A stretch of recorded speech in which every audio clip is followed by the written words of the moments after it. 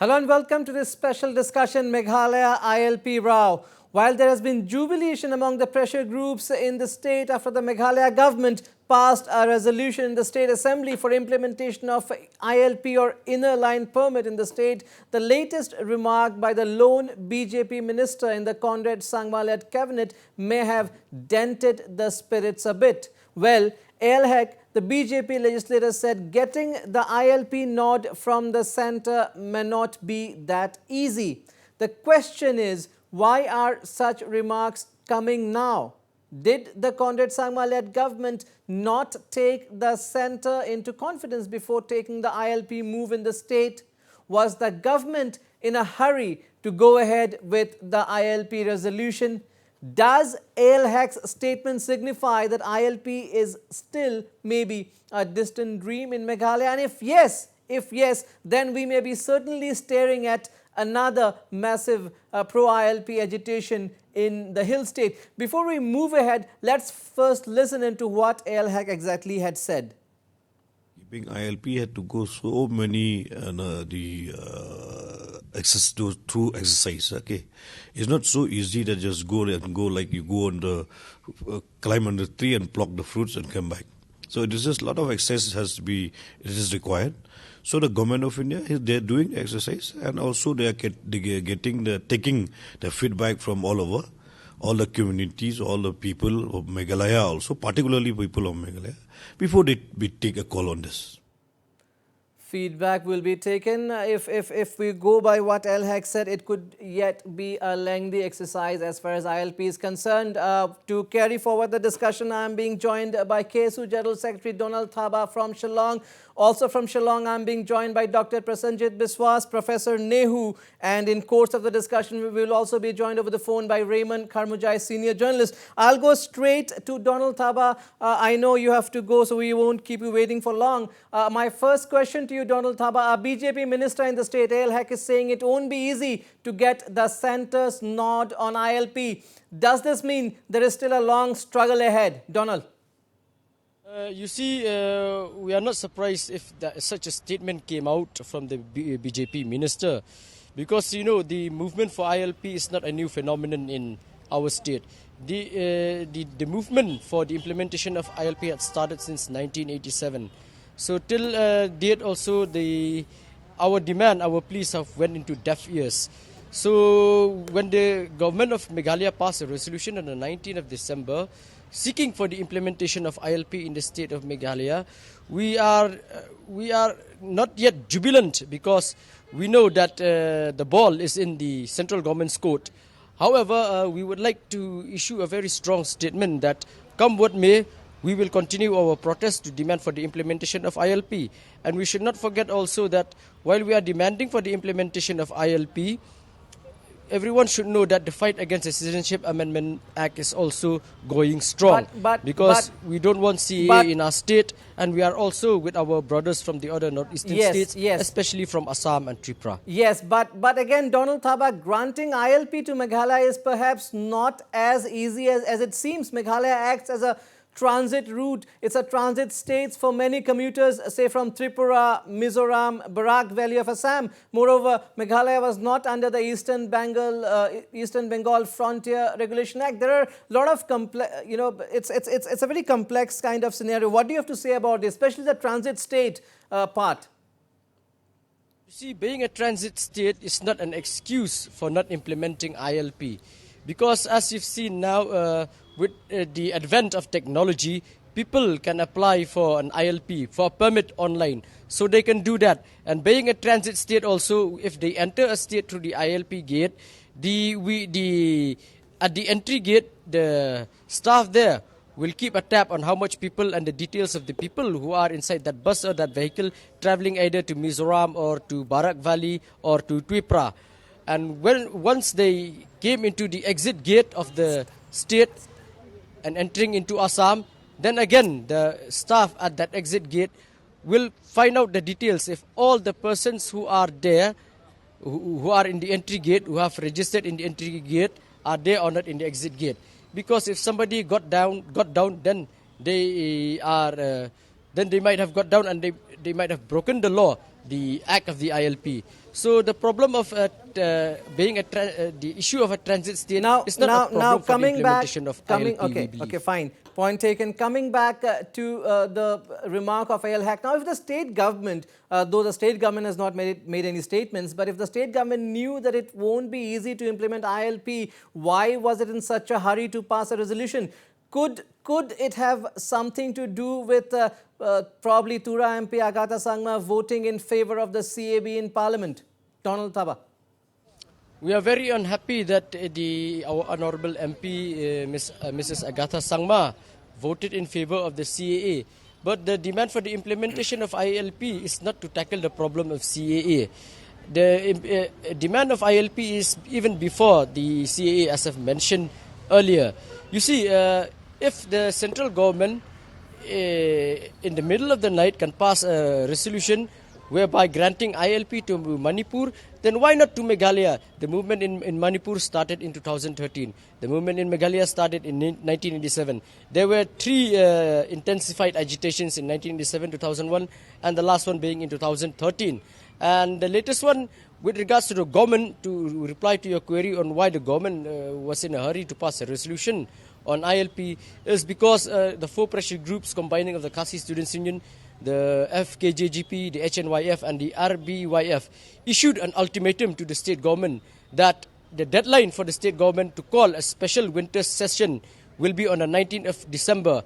And if they do not do so, then we will be compelled to resort to any form of protest before the residents of all the 60 representatives of the Meghalaya Legislative Assembly.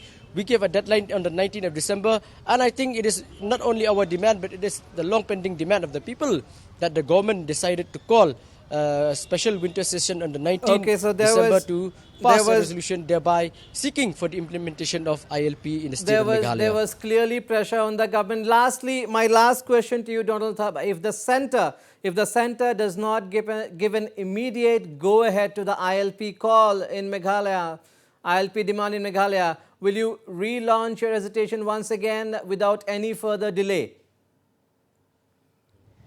You see, we had a program today, and we have made it very clear towards both the state and the central government that until and unless we have seen the implementation of ILP in Meghalaya in black and white, then after the end of the New Year celebration, we will resume our agitations both for the demand of ILP and the demand to exempt CAA, to exempt the northeastern states from the purview of the Citizenship Amendment Act. We will do that after the end of the New Year celebrations. All right, thank you so much. That was KSU General Secretary Donald Thaba, who joined us from Shillong. If I can go to Dr. Prasanjit Biswas of the NEHU now. Dr. Biswas, are we staring at another massive ILP agitation? Because there seems to be again confusion growing on whether or not the centre will entertain Meghalaya's demand for ILP. Yeah, I mean, it depends on the totality of the situation, and totality of the situation in case of Manipur is not the same as the case of Meghalaya. In Manipur, you already have a huge problem in settling the Nagalim issue, and probably to divert from Nagalim issue, there was a ploy to bring ILP apart from the demands that are made by the local NGOs in order to secure the land of Manipur from any possible infiltration by any illegal immigrants. But the problem of ILP is that it restricts not just the illegal immigrants, but it will also restrict the legitimate Indian citizens from other states in a certain way. And this is going to have some kind of an adverse impact on the economy, especially on the tourism of Meghalaya, which is a very flourishing economic activity, might get affected if ILP prohibits free access of tourists in Meghalaya. Because excess of tourists will create a psychological barrier through this ILP, and therefore the psychological barrier will not be so easily overcome by a large number of tourists who come as seasonal tourists and who contribute to the flourishing market of Meghalaya. Therefore, there are these pros and cons, and probably centre and the state government and the local NGOs have to sit together and work out a proper solution for any impasse that could be seen at this moment before introduction of ILP at this moment. But then the demand for ILP in Meghalaya is at least 3 decades old. Do you think issues like tourism and economy can really matter at this point of time when something like sense of protection of identity and culture seems to have taken the forefront in across the region? Do you think economy is something that is probably the last thing in the minds of a whole lot of people, and that's why we have we cannot deny the fact that there is also an overwhelming support for the ILP move in the state. Probably that's why the government was forced to take such a step. Yeah, there is a dilemma between identity and culture and the prospects of livelihood and economic growth. Now, this dilemma is emerging from the contemporary market that dominates and sweeps the economy of northeastern states. As you know, that much of the northeastern states are not able to generate much revenue and they have to depend on central funding. In such a situation, if the local economy is somehow dampened because of the psychological barrier that ILP creates in the free flow of tourism, then the tourists and tour operators themselves are also saying that they are anticipating some kind of an adverse impact of ILP on them.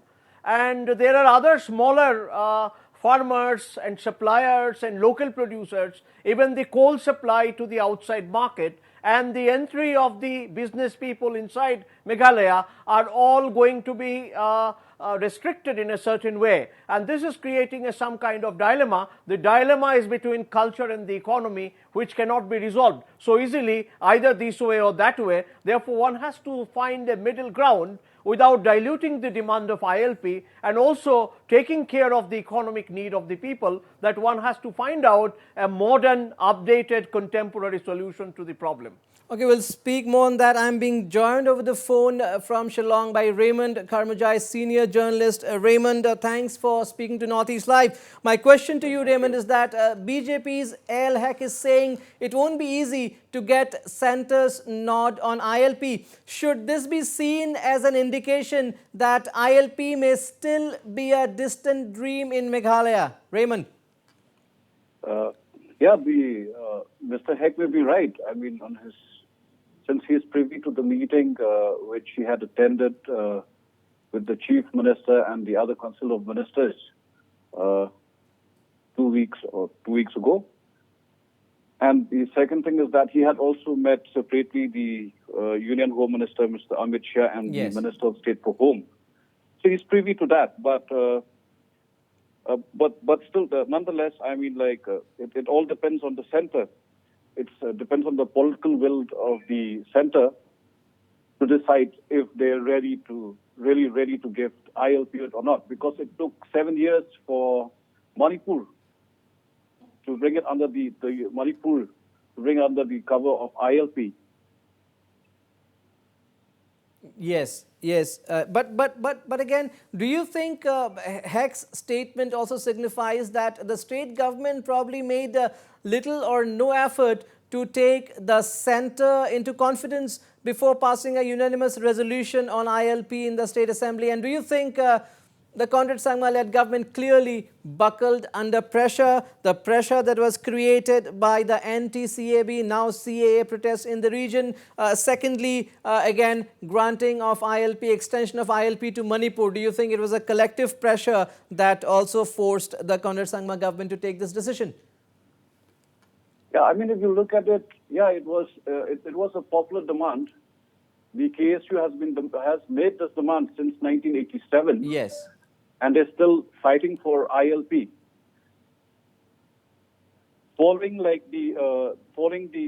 passage of the CAB, which is now the Citizenship Amendment Act, I think maybe the demand has grown more louder, in fact, from the people.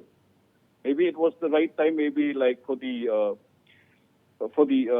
ruling government, the NPP government in the state, which maybe have been under, we can say that it has been under the pressure of the public to come up with a resolution. But we had seen, Raymond, let's be honest, let's accept this fact that we have seen bigger, more massive ILP agitations in Meghalaya than this. For instance, the one in 2013, the agitation was much bigger in scale than what we saw recently. So what do you think was the X factor that made the state government go ahead with the resolution this time and not probably in any of the earlier years? Yeah, I mean, if you have to look at it like the state cabinet had passed an ordinance on the Meghalaya Resident Safety and Security Act ordinance in the month of November. Had the governor of Meghalaya, Tathagata Roy, gave his assent, it would have been a different altogether. And then plus there was a fear from the people on the CAA, the amendment. So people naturally, people have to come out and say, oh yeah, this is the only option for them. But I don't see, personally and honestly, I don't see ILP is the solution to prevent people from coming in or to check the influx of illegal immigrants to the state. I would term it ILP is only a band-aid.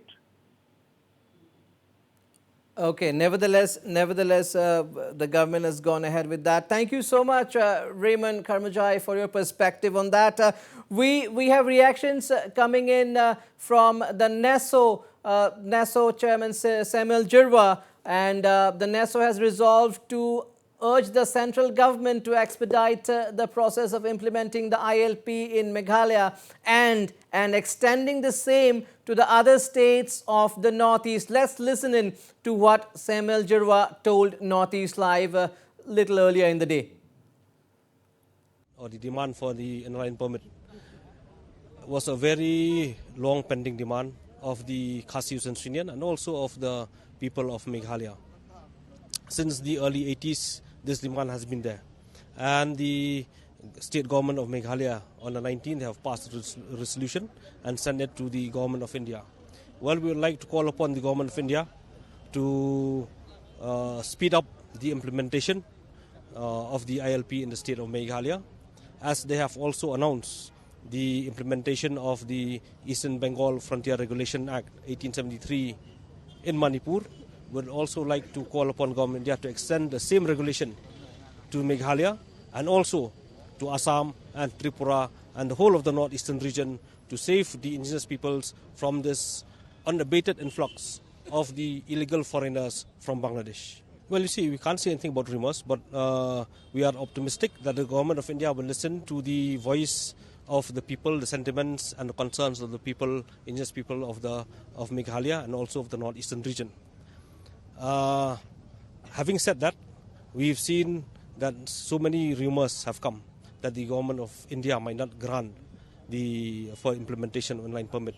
But at the same time, we wanted to hear from the government of India itself what is their thinking, what is their opinion on this matter, so that as indigenous peoples of the Northeast and Meghalaya also, we will know what is the intention of the government of India after all these years. So the NESO is geared up to push the government, the center, to give a nod to the ILP in Meghalaya and also across, the same should be implemented across the region. That has been the demand that has gained momentum of late. Dr. Prasenjit Biswas, what do you think are possibly the technicalities that are probably going against Meghalaya as far as implementation of ILP in the state is concerned? Say, what are the complexities of Meghalaya being a transit route, a transit state? How easy or difficult is it to handle that part before implementation of the ILP?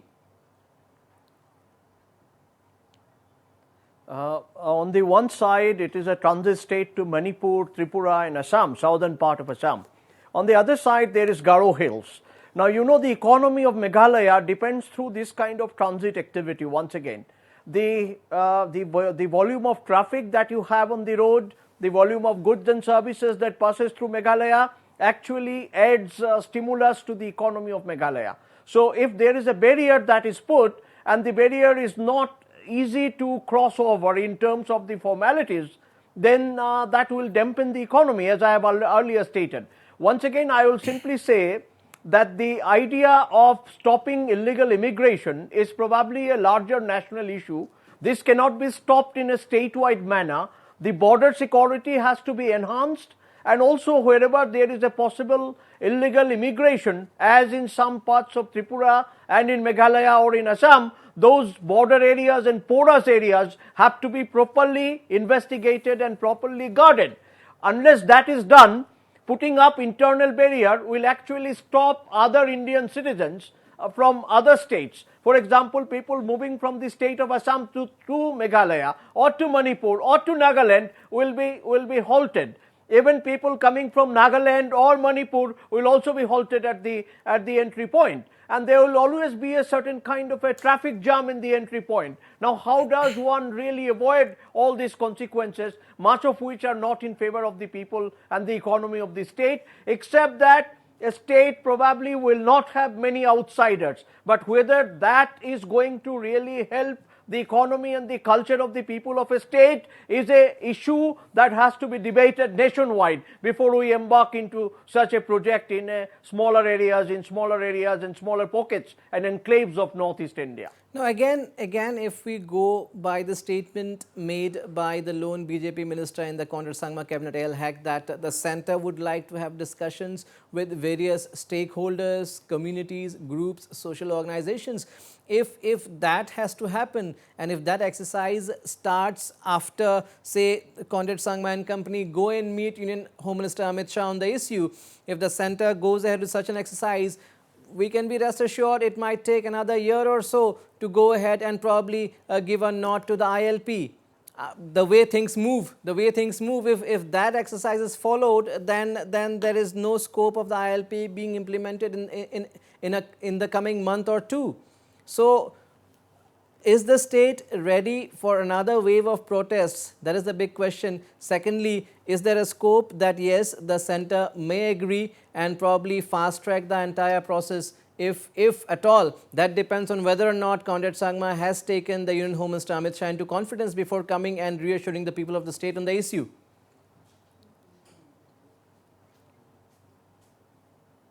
Yeah. Is this question to me? Yes. This is. Yeah. So I would rather say one should be introspective, and there is no need to hurry it up unnecessarily, nor there is a need to delay it unnecessarily. At this point of time, one has to be circumspect, and one has to watch the experiences of ILP in Nagaland and also in Arunachal Pradesh.